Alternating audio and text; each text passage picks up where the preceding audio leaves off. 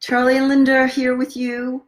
We're investigating together the topic of, can money buy you relationship happiness? So this is the FBI Facebook investigation, right?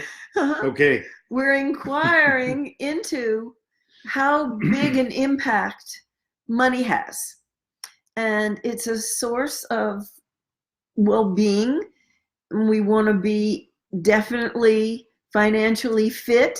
We want to be out of stress of not having enough to have food and shelter. But sometimes people take a good thing too far.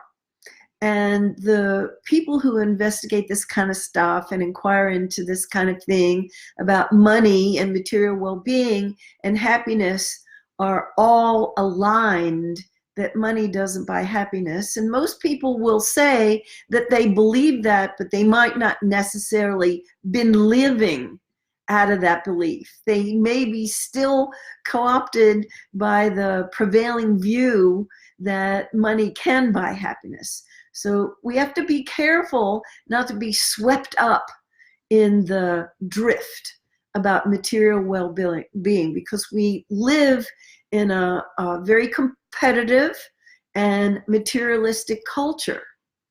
And we were both really touched by this article that came out from Emory University research, because they looked into what people were spending on their weddings these days.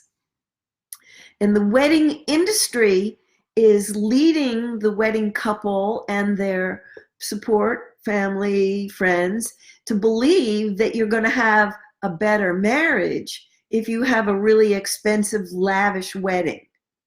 And the Emory University turned that whole myth on its head, because they studied large numbers of couples, seeing how much they spent on their wedding. And the couples who were only spending about $5,000 and $10,000 compared to the couples who were spending $10,000, $20,000, $30,000, $40,000, $50,000, $60,000 and more on their wedding, ended up having a lower divorce rate and a higher level of satisfaction in their marriages than the people who were into the fancy presentation. So that really meant a lot to me when I read those statistics, that people put so much attention on preparing for the wedding, having the fancy dress and the band and the hall and the food and the wine and the reception and all of that being so elegant. And it's nice to have a nice wedding, but you can have a really beautiful wedding with the precious people in your life. And that makes the biggest difference, is the people who are in attendance, not how lavish the wedding itself is. You've conducted a lot of weddings. I have. Well, we both have, but you've conducted a lot more than I have. And they've been budget weddings for the most part. And those couples who have had the modest weddings, I've stayed in touch with a lot of them. They're doing well. Well, maybe that's because they didn't spend so much money that they went into debt and added that as a problem that could affect their relationship too. I mean, if you spend a lot of money and you go into debt, then that can get you started on the wrong foot. I'm sure that that's a component. Yeah. Well, and then some people are more like me, and they don't think that money can't buy happiness. They think that it can. And because you said a lot of people, they say that, they say they don't think that money can buy happiness, but they actually live and act as though they do. Working long hours, working at jobs they don't like, neglecting their family or neglecting their friendships, neglecting their health and fitness. So what I'm saying is, money can buy happiness. The more money, the better. Isn't that? No. No? No. I know you don't believe that. Yeah, well, why is that? Why is it that something that most of us behave as though it's true. And there's a discrepancy between what we say we believe and how we act. Because if we really acted like we didn't believe that was true, we probably wouldn't make as many sacrifices for money as we do. And it's not just because we need more money, because there's a lot of people who have more than what they need, but they still are possessed by this compelling need to get more money. So why is that? Well, I think that there's one thing that's really important, is that the pleasure part of happiness, you can get immediate gratification. You know, the material part, you can buy a nice meal in a restaurant, you can buy a nice vacation. You got something, there are things you can buy. Wrong with pleasure? No, pleasure's good. Yeah. But Martin Seligman is somebody that I really respect. And he said there are three components of happiness: the pleasure, the psychosocial connections with family and friends, and the meaning. And you can get really immediate gratification from the pleasure, but it's brief, it's time limited, it's not lasting, it's a quick fix. The connections with the people that are precious to you, devoting time and energy to that, and also those things that really bring meaning to your life, that's going to take a little bit more effort on people's part, but that's sustaining because it's deeper. And he said of all the three components, the ones where you get the biggest bang for your buck, or you get the most return for your effort, is not the pleasure part. All right. Well, let me just take the devil's advocate position here for a second. You like to do that, don't you? Occasionally, yeah, it keeps it interesting. Okay. So if you there's a lot of people who, and you know, I have to confess that at times I've been in this category too, who claim that they really do value relationships more than material things, but they find themselves, I mean, you do have to make some sacrifices to have what you want sometimes. Yeah. And they're more willing to sacrifice relational time with, you know, high quality relationship time with the people that they enjoy being with, in order to make more money, rather than to be willing to give up some money for more quality time. Mm-hmm. So why is that? How is it that we can be so under the grip, to be possessed by this notion, whether we consciously believe it or not, that money ultimately is going to give me more happiness in my life? If I didn't believe that, I wouldn't be as willing to put as much time and energy into it. I'd be more willing to invest my time in other things, like quality of relationships. So I have my own take on what I think is going on. Yeah. That people have a conscious belief, and the conscious belief that's at the top of their mind is money doesn't buy happiness. And they believe that they're living out of that guideline. Yeah, they do believe it. Yes, they do, but they're not always acting in integrity with what they say and what they think and what they feel is true, because we're very influenced by people who are around us. Well, we're all... And it's more of an unconscious basis that these kind of beliefs slip in. So when everybody else around us, or not everybody, but a lot of people around us are working very long hours or staying with jobs they don't like, fearful of making a choice, because if they did what they really loved, maybe they wouldn't make as much money, maybe they wouldn't have as much status and power. Yeah. And it's kind of an insidious, creeping thing. And so one of the reasons that we were motivated to even give this talk is to try to jog people who are the listening audience into going deeper and to see if they're really living out of the belief that money doesn't buy happiness, Mhm. or whether they're just saying that and think that they're living from it, but there are these, forces operating on them that they're not really living their value. So these forces that you're referring to are not just, as you mentioned, the people around us, but it's the culture in which we are swimming, all of us. That's right. Yeah. And we never get very high scores when we were compared to other countries around the world. What, America doesn't? America, the US gets low scores.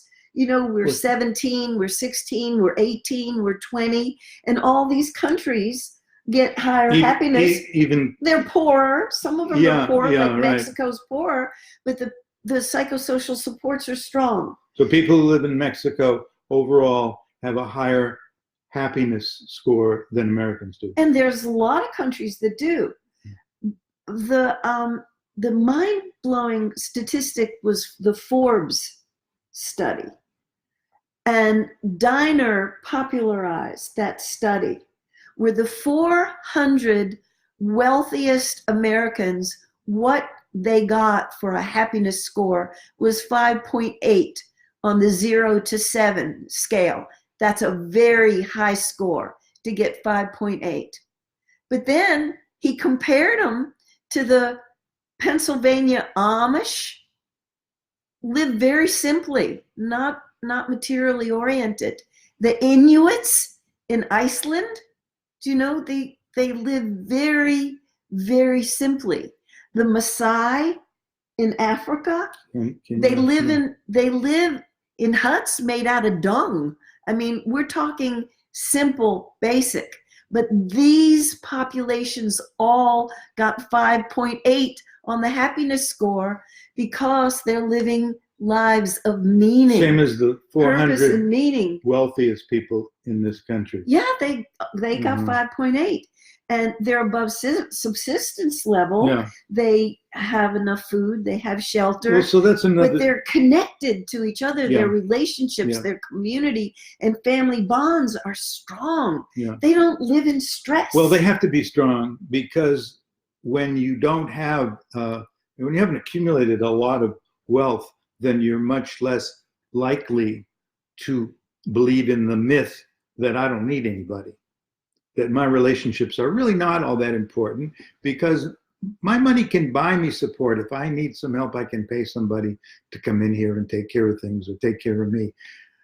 But a lot of these people who live in third world countries in particular, they're under no illusions about that. They have to experience each other. Interdependence That's on right. a daily basis, so they know that their well-being, their very lives, as a matter of fact, literally depend upon their having healthy, reciprocal, mutually supportive relationships. That's right. Now, here's one of the findings that blew my mind. It's the slums of Calcutta, India. Mm-hmm. The average American gets the same happiness score as the people living in the slums of Calcutta. So you're saying that poverty is really a good thing? No, I'm not saying poverty is a good thing. Yeah, because I mean, I don't believe that. Poverty is not a good thing. So at what point does poverty or the lack of adequate money stop being a factor for people? Because at some point, if you are starving, if you don't have your basic needs provided for, you're not going to be happy, no matter what else is going on. If you're not getting your fundamental needs met. You have to be above subsistence level, or else you're completely preoccupied with where the next meal is going to come through. It's like having a toothache of your life. You can't be thinking about purpose and you meaning. You don't sleep well. Your health isn't good. You have to have food. Yeah. You have to have water. You have to have clean water. You have to have shelter. Yeah. But once people have that, what takes them into the thrive zone is the connections with other people. Right. And I think the people who are having the budget weddings, they could have afforded more. They could have gone into debt. Those people have the values that are likely to get them on a good foot to start their marriage and to stay on a good foot, because they know that their wedding is only one day and their marriage hopefully is for a lifetime. and they want to put their time and their attention and their money on what kind of a marriage are we going to create, not what so obsessed with what kind of a wedding are we going to create, and who do we want to come and bless our wedding. Because the research about the weddings, the correlation was the biggest factor that they could find wasn't about how expensive the fancy wedding was. It was how many people were in attendance. If you had the people come from your family and friendship network who really were there to celebrate with you and wish you well, and many of these people were going to stay in your life afterward, they were going to give you the support to have a successful marriage. Let me take issue with that, because it sounds like you're suggesting that if you get enough, the more people that you get to attend your wedding, the more likely you are to have a successful marriage. No, it's not just about the numbers. Well, you the said important people in your life, having the important people in your life there to see you take your vows and who wish you well. So it's not about having as many people come to your wedding as you can. It's making the people in your life aware of how important they are to you and that you want them to be there to celebrate your union. Well, this would be, now what you're talking about is the quality of support for the marriage itself. Right. And how vital and important that is. And we had talked about that earlier when we were talking about this talk. Melodoma, we have time. Yeah, we have. You want to say something about that, or you want me to? Why don't you? Well, we have this friend. His name is Melodoma Somé, and Melodoma comes from the African country of. Well, he's in the Dagara. In the Dagara tribe in what country is he from? It sounds like Burkina Faso. Yeah, Burkina Faso. Burkina Faso. Burkina Faso. Thank you. And in one of his books, he writes about it, and we also have heard him speak about this, that the way in which their tribe, the Dagara people, see marriage and family is almost the opposite of the way we see it here in this country. And in this country, what he says is that we start at the top of the mountain. And then when we hit the inevitable pitfalls, we descend down because we've started at this elevated place. And hopefully there are resources or friends or family who can help us when we need that help. But in his country, they start at the bottom the couple starts at the bottom of the mountain, and they strive together to work their way up. And the whole tribe pushes them up. Yeah, I mean, you've heard the saying that it takes a village. Usually that's in reference to raising a child. Well, it takes a village to raise a marriage too. It takes a village to raise a family.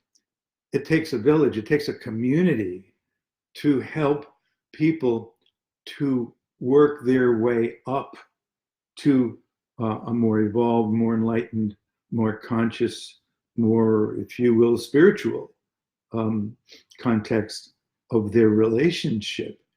And what they do in this culture is, even in Africa, even in third world countries, believe it or not, people do have relationship issues. And and we've done some teaching in third world countries, and believe it or not, the issues are not any different than the ones that we have here in this first world country that we live in. Well, that perhaps you don't live in it. There may be some people watching this who don't. But the inevitable challenges that relationships entail have to be met with support and consciousness and intentionality and commitment and responsibility and all those things. And you cannot do it alone. So one of the things that happens is that when there is a situation in which a wife may be dissatisfied, could be the husband, but let's just say this example, and it can go either way, that one person is dissatisfied with something and frustrated in her inability to bring about some kind of agreement that can help them to close the gap, to bridge the gap, to create better understanding and acceptance. What the culture does is she will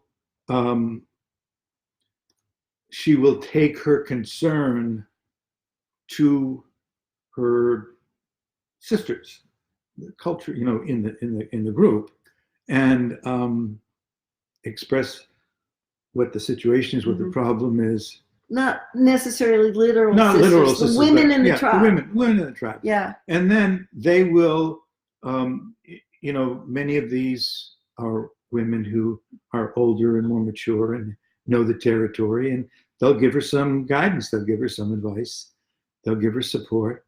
And then she will take that to heart, take that information, and do the best she can do to implement that with her partner, with her husband. So I'll pick up the story. Go for it. If he doesn't respond after she's gotten her consult from the women in the tribe and she makes her best effort with what they've advised her, she goes back and she tells the women it didn't work, and the women talk to him.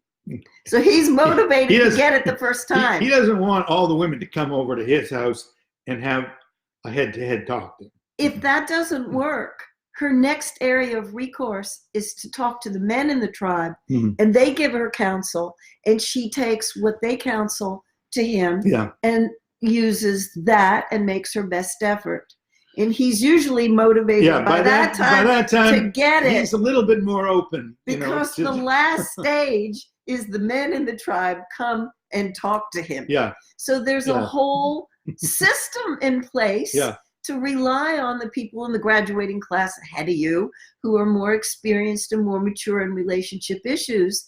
And they help the young couples get established with each other, bonded with each other, have the kind of commitment, because the well-being of the whole tribe depends on their success. To keep their community, their micro community, with the relationship in their biological family together, and they need the whole well-being of the greater community because they are very much aware of their interdependent nature.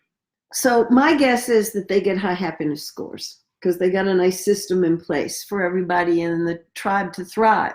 Yeah. I know that in the United States, the emphasis is on independence, on autonomy, on self-sufficiency. Nothing wrong with any of that stuff. No, it's all good stuff. It could be too much of a good thing. Yeah. And we have something to learn from these people who live in the slums of Calcutta, and the Inuits, in Greenland, and these people in Africa who have these webs and nets and systems in place. Because the emphasis that we put on individuality and on independence keeps us from making the kind of bonds that really can enhance our life, where we can get a happiness boost and where our relationships can really thrive. So I know that the Inuits and the people in Melidoma's tribe and the people who are the Pennsylvania Amish and the Maasai, they're not having mega weddings. They're having simple but beautiful, deeply spiritual weddings with the precious people in that couple's lives there to join with them. so that they can be resources to go to the men and women to get input and to utilize the input from the people who know about what it takes to make a relationship a strong and delightful one. So to learn from the people who are not so obsessed with money, who are really living from the certainty and the conviction that money doesn't buy happiness. And I know we got to finish up in a minute, but this is the part that I really love. It's that it's not a zero-sum game. Right. It's not going to require you to give up your commitment to becoming materially and financially healthy and solvent. As a matter of fact, the research also clearly demonstrates that people who have successful relationships and successful marriages make more money than people who don't. Right. So it's actually, it's not that you've got to give up money to have a good relationship. No, it's what you put in the prominent place. Yeah. It's not a zero-sum game at all. So think about that. Think about that the next time you're wondering what to do with some found time that you might have experienced. And consider the possibility that you don't necessarily have to use it trying to increase your financial wealth. You might want to consider using it to increase your relationship health. So the last closing remark that I want to make is that it's December now, and it is the season of buying for Christmas. So be careful to put the emphasis in the right place about devoting time and attention to the relationships rather than obligatory spending. So we wish you a very happy holiday season. We're going to be talking about money again next week in our Facebook Live, and the topic is what we really fight about when we fight about money. Oh, that's a good one. Yeah. So right. Happy holidays to you, and we'll see you next week. Bye.